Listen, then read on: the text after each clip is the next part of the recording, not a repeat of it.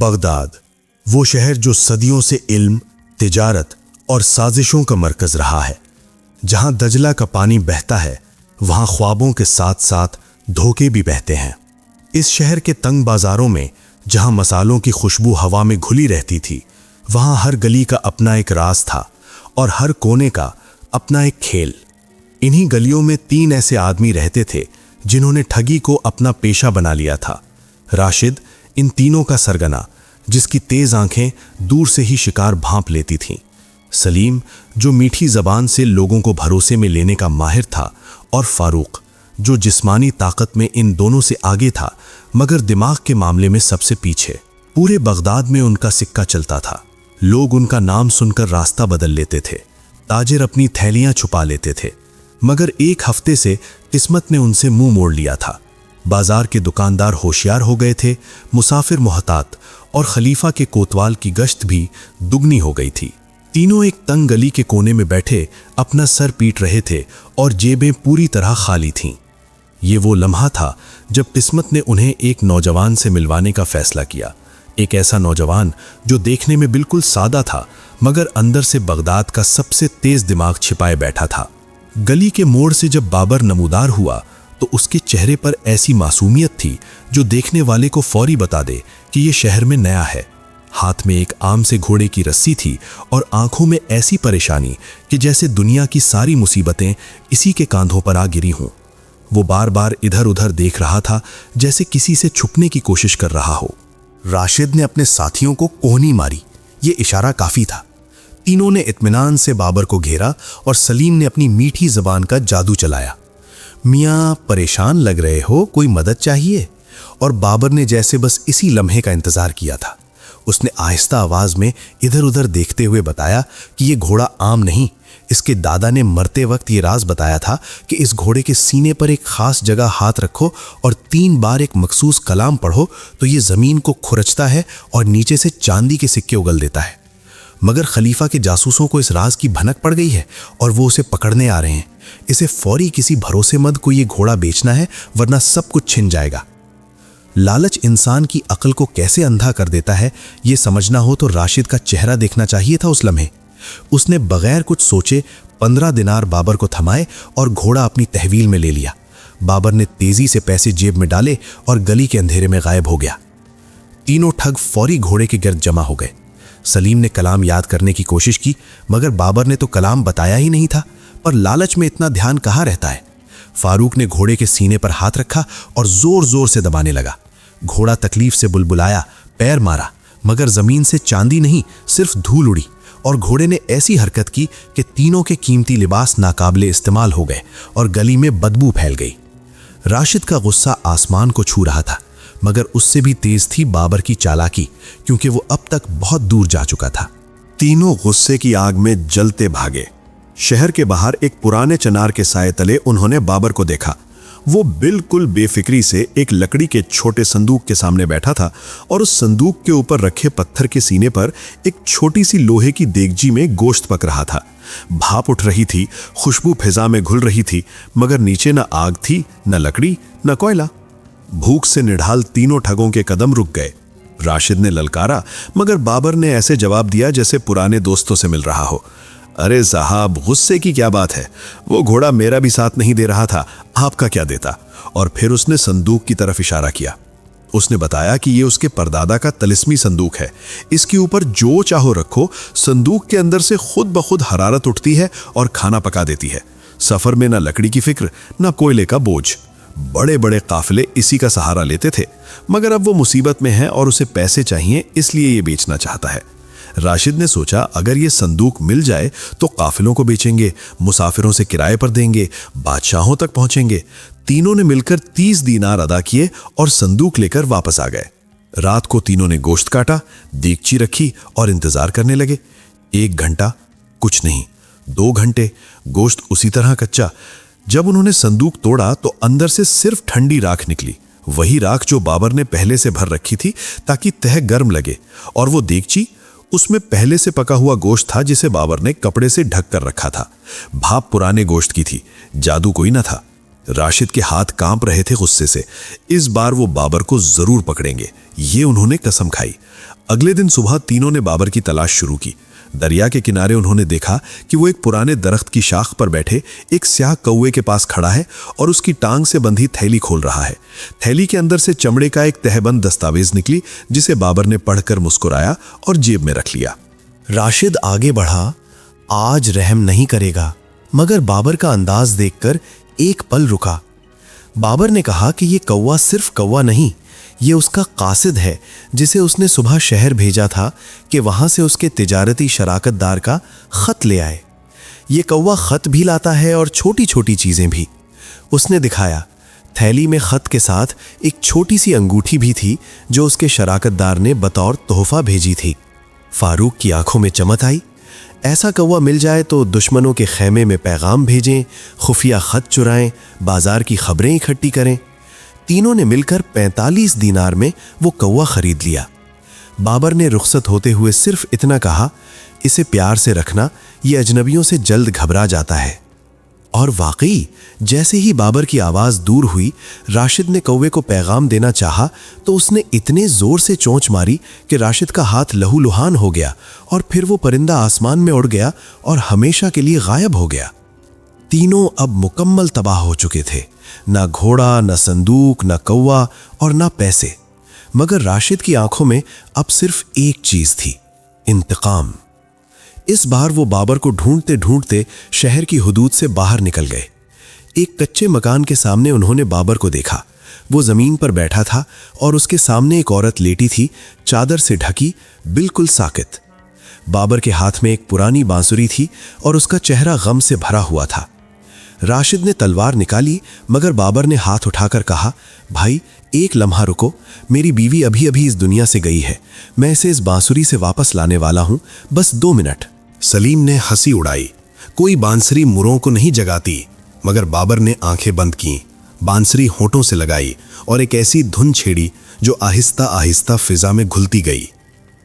और जब धुन अपने उरूज पर पहुंची तो लेटी हुई औरत के हाथ की उंगलियां हिलीं, फिर आंखें खुलीं, फिर वो उठकर बैठ गई और उसके चेहरे पर ऐसी खुशी आई जैसे वाकई नई जिंदगी मिली हो। ये बाबर की बीवी थी, जिसने पहले से सब मंसूबा बनाया हुआ था। वो मरी नहीं थी, बस बाबर की चाल का हिस्सा थी। मगर ठगों को क्या पता। राशिद के दिमाग में फौरी हिसाब चला, ऐसी बांसुरी हो तो बड़े बड़े सरदारों को खत्म करो, फिर जिंदा करने का वादा करो, लाखों वसूल करो। उसने अपने गले का हार उतारा और बाबर को दे दिया। बांसुरी उनकी तहवील में आ गई। सराय वापस आकर राशिद ने अपना तजर्बा करने का फैसला किया। फारूक को लेटने को कहा। फारूक घबराया मगर मान गया। राशिद ने एक भारी लकड़ी उठाई और बांसुरी का वो जादू कभी काम नहीं आया, क्योंकि जादू था ही नहीं। फारूक बेहोश हुआ, फिर वो उठा ही नहीं। राशिद के हाथ से बांसुरी गिर पड़ी। उसने अपने साथी को खो दिया था और अब गुस्सा और दर्द मिलकर एक ऐसी आग बन गए थे जो सिर्फ बाबर को जलाकर ठंडी हो सकती थी। जब राशिद ने बाबर को आखिरकार पकड़ लिया तो उसके हाथ कांप रहे थे, गुस्से से नहीं बल्कि उस खुशी से जो इंतकाम से पहले महसूस होती है। उसने और सलीम ने मिलकर बाबर को एक मोटे चमड़े के थैले में ठौंसा और रस्सी से इतनी मजबूती से बांधा कि हवा का गुजर भी मुश्किल हो गया। बाबर ने न चीखा न गड़गड़ाया, वो चुप रहा, जैसे अंदर कोई और ही चाल बुन रहा हो। रास्ते में बगदाद की एक पुरानी और आलीशान मस्जिद पड़ती थी। राशिद के दिल में अचानक नदामत जागी। नहीं, नदामत नहीं, बस ये ख्याल आया कि इतना बड़ा काम करने से पहले 2 रकात अदा कर लेनी चाहिए। उसने थैला मस्जिद की सीढ़ियों के पास छोड़ा और सलीम के साथ अंदर चला गया। थैले के अंदर अंधेरे में बाबर ने आंखें खोली, या शायद वो बंद ही नहीं की थीं। उसने कान लगाए। करीब से ऊंटों की घंटियों की आवाज आई। कोई तिजारती काफिला गुजर रहा था। बाबर ने आवाज बुलंद की। उसने कहा कि उसे बगदाद के एक अमीर ताजिर ने अपनी बेटी के लिए चुन लिया है और वो चाहता है कि वो इस थैले में बैठकर शादी की तकरीब में जाए। ये इस खानदान की पुरानी रिवायत है, मगर वो नहीं जाना चाहता क्योंकि वो एक आजाद इंसान है। काफिले का एक नौजवान कुली रुक गया। उसने थैला खोला और बाबर को देखा। बाबर ने उसे बताया कि जो इस थैले में बैठे वो उस अमीर ताजिर का दामाद बन जाता है। दौलत, इज्जत, सब कुछ। कुली की आंखों में ख्वाब जाग उठे। बाबर ने अपनी जगह उसे बिठाया, थैला बाहर से बंद किया और आराम से मस्जिद की दूसरी तरफ से निकल गया, ऐसे जैसे कभी आया ही ना हो। जब राशिद और सलीम वापस आए तो थैला अपनी जगह पर था। उन्होंने उसे उठाया, वजन वही था, और दजला के गहरे पानी में फेंक दिया। एक जोरदार छपाका हुआ और पानी की सतह पर बुलबुले उठकर खामोश हो गए। राशिद ने सीना फैलाया, बाबर का किस्सा खत्म। मगर किस्सा अभी शुरू हुआ था। अगली सुबह बगदाद के मरकजी बाजार में राशिद और सलीम जब खरीदारी कर रहे थे तो उनके कदम वहीं जम गए। सामने धूप में चमकते रेशमी कपड़े पहने, एक असा हाथ में लिए 50 से जायद मोटी ताजी भेड़ों का रेवड़ हाँकाता हुआ बाबर आ रहा था। बिल्कुल बेफिक्र, बिल्कुल मुतमईन, जैसे दुनिया में कोई फिक्र ही ना हो। राशिद की आंखें फटी की फटी रह गईं। ये मुमकिन नहीं था, उसने खुद उसे दरिया में फेंका था। वो भागकर बाबर के पास पहुंचा और दबी आवाज में पूछा, ये कैसे? ये भेड़ें कहां से? बाबर ने इर्द गिर्द देखा, फिर राशिद को करीब बुलाया और सरगोशी में कहा कि जहां उसने उसे फेंका था वहां नीचे दजला की तह में एक पोशीदा दरबार है, पानी के बादशाह का दरबार। वो बादशाह हर उस शख्स को इनाम देता है जो ऊपर से उसके पास पहुंचे। बाबर को उसने ये भेड़ें दी और कहा कि अगर तुम कुछ और हिम्मत वाले साथियों को ले आओ तो वो उन्हें सोने के महल और खजाने अता करेगा, मगर शर्त यह है कि बिल्कुल खामोशी से और बंद आंखों से उसके हुजूर पहुंचना होगा। राशिद के कानों में सोने की झंकार गूंजी, सलीम की आंखों में महलों के ख्वाब उतरे। उनकी अक्ल पर एक बार फिर वही पर्दा पड़ गया जो लालच डालता है, ऐसा पर्दा जिसके पीछे ना माजी का तजर्बा नजर आता है, ना मुस्तकबिल का खतरा। दोनों ने फौरी हां कही और बाबर के पीछे चल पड़े, उस जगह की तरफ जहां दजला सबसे गहरा और लहरें सबसे तेज थीं। दरिया के उस किनारे पर पहुंचकर बाबर ने 2 बड़े चमड़े के थैले जमीन पर रखे। लहरें पत्थरों से टकराकर शोर मचा रही थीं और पानी इतना गहरा था कि नीचे का रंग स्याह लगता था। बाबर ने पूरी संजीदगी से समझाया कि पानी का बादशाह सिर्फ उन्हें कबूल करता है जो इन थैलों में बंद होकर उसके हुजूर पहुंचे। इस तरह लहरें उन्हें नुकसान नहीं पहुंचाती और बादशाह समझता है कि ये मेहमान हैं, दुश्मन नहीं। राशिद और सलीम में पहले जाने की होड़ लग गई। राशिद ने कहा कि वो सरगना है, इसलिए बड़ा महल उसे मिलना चाहिए। सलीम ने कहा कि उसने सबसे ज्यादा तकलीफ उठाई है, इसलिए इनाम पहले उसे मिले। बाबर ने दरमियान में आकर झगड़ा खत्म किया। राशिद बड़ा है, पहले वो जाए। राशिद खुद थैले में घुसा। बाबर ने मुंह इतनी मजबूती से बंद किया कि अंदर से कोई आवाज बाहर ना आ सके। फिर उसने एक भारी पत्थर रस्सी से थैले के साथ बांधा और पूरी ताकत लगाकर उसे दरिया के बीच उछाल दिया। पानी ने एक धमाके से उसे निगला और बुलबुले उठकर खामोश हो गए। सलीम ये देखकर बेकाबू हो गया। उसके जहन में एक ही ख्याल था, राशिद कहीं सारा खजाना अकेला न समेट ले। उसने खुद थैले में झांका और बाबर को जल्दी करने को कहा। बाबर ने बिल्कुल उसी तरह थैला बंद किया, पत्थर बांधा और सलीम भी दजला की तह में रवाना हो गया। जब पानी की सतह पर आखिरी बुलबुला फूटा और दरिया ने दोबारा अपनी खामोश रवानी इख्तियार कर ली तो बाबर ने एक लंबी सांस ली। उसने आसमान की तरफ देखा, फिर दरिया की तरफ, और आहिस्ता आहिस्ता वहां से चल दिया। न दौड़ा न घबराया, जैसे किसी रोज के मामूल का काम निपटाकर घर जा रहा हो। बाबर के पास अब अच्छी खासी रकम थी, ठगों से लिए हुए दीनार, भेड़ों का रेवड़ और वो सोने का हार जो राशिद ने बांसुरी के बदले दिया था। मगर उसने बगदाद में रहना मुनासिब न समझा। वो जानता था कि बड़े शहरों में दास्तानें तेजी से सफर करती हैं और आज का हीरो कल किसी का दुश्मन बन सकता है। उसने अपनी बीवी को साथ लिया और बगदाद से कई दिन की मुसाफत पर एक छोटे से कस्बे में जा बसा। वहां उसने एक सराय खोली, मुसाफिरों के लिए, काफिलों के लिए। साफ बिस्तर, गर्म खाना, इंसाफ का बर्ताव। जो आया इज्जत से गया।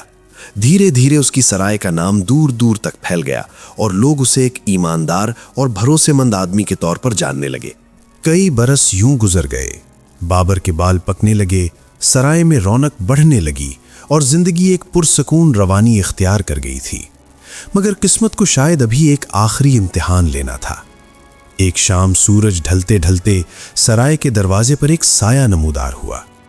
आदमी लंबा था मगर झुका हुआ, लिबास फटा हुआ, आंखों में कई सालों की थकावट और अंदर कहीं एक दबी हुई आग। चेहरे का आधा हिस्सा झुलसा हुआ था और चाल में एक लंग थी जो किसी पुरानी चोट की निशानी लगती थी। बाबर ने उसे देखा और दिल एक पल के लिए रुक गया। ये राशिद था। वो मरा नहीं था। थैला दरिया की एक बड़ी चट्टान से टकराया था। रस्सी ढीली पड़ गई थी और लहरें उसे घसीटकर एक दूर दराज किनारे पर ले गई थीं। मछेरों ने उसे बेहोश पाया और इलाज किया, और तब से वो एक ही मकसद लिए घूम रहा था, बाबर को ढूंढना। बाबर ने फौरी अपना चेहरा अमामे की एक परत से ढांपा और खादिम की आवाज में बोला, साहिब आए अंदर, खाना तैयार है। राशिद अंदर आया, खाना खाया और फिर पूछा, क्या इस कस्बे में बाबर नाम का कोई रहता है, वो सराय वाला? बाबर ने बिल्कुल सादा लहजे में कहा, बाबर? हाँ, यहां एक बाबर था, कुछ अरसा पहले चल बसा बीमारी से, अल्लाह मग़फ़िरत करे। राशिद के चेहरे पर एक पेचीदा तासुर आया, मायूसी, गुस्सा और अजीब सा सुकून, सब एक साथ। वो कुछ देर खामोश बैठा, फिर रात वहीं सो गया। सुबह जब राशिद उठा तो सराय का वो खादिम कहीं नहीं था, न उस कमरे में न बाहर सहन में। सिर्फ एक छोटी सी थैली मेज पर पड़ी थी जिसमें चंद सिक्के थे और एक छोटा सा कागज। कागज पर सिर्फ इतना लिखा था, सफर तवील हो मगर भला हो। राशिद ने कागज को देर तक देखा। वो समझ गया, मगर अब कुछ करने को न था। बाबर जा चुका था, और इस बार वाकई हमेशा के लिए। बगदाद की गलियों में और दूर दराज के कस्बों में काफिलों की आग के गिर्द, मुसाफिरों की सराय में यह किस्सा बरसों तक ज़बान ज़दे हम रहा। लोग कहते थे कि बाबर ने कभी किसी ईमानदार का नुकसान नहीं किया। जिनको आईना दिखाया वो सब वही थे जिन्होंने पहले दूसरों को लूटा था। सलीम उम्र भर सफर करता रहा, न घर, न चैन, न मकसद। फारूक का नाम तारीख ने भुला दिया, और फारूक वो उस बांसुनी वाले मंजर में अपनी ही हमाकत की कीमत चुका गया। और बाबर, वो कहां गया, किस शहर में बसा, किस नाम से जिया, ये किसी को मालूम न हुआ। शायद यही उसकी सबसे बड़ी चालाकी थी कि वो कभी किसी एक जगह का न बना।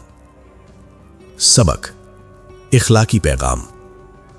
लालच इंसान को इतना अंधा कर देता है कि वो एक ही चाल में बार बार फंसता है। पहली बार भोले से, दूसरी बार शायद गलती से, मगर तीसरी, चौथी, पांचवी बार वो अपनी मर्जी से जाल में उतरता है, क्योंकि लालच ने उसकी आंखें बंद कर रखी होती हैं। बाबर ने कोई जादू नहीं किया, उसने सिर्फ इंसानी कमजोरी को पहचाना और उसी को आला बनाया। दुनिया में सबसे बड़ा हथियार दिमाग है, और दिमाग का सबसे बड़ा दुश्मन लालच है। सच है, जो गढ़ा दूसरों के लिए खोदा जाए, एक दिन वो खुद उसमें गिर जाता है। दोस्तों, अगर बाबर की ये दास्तान आपको पसंद आई तो अभी चैनल को सब्सक्राइब करें और घंटी जरूर दबाएं ताकि अगली कहानी आप तक सबसे पहले पहुंचे। नीचे कमेंट में बताएं बाबर की कौन सी चाल ने आपको सबसे ज्यादा हैरान किया, और ये कहानी अपने दोस्तों के साथ जरूर शेयर करें, क्योंकि कुछ सबक सिर्फ कहानियों से सीखे जा सकते हैं।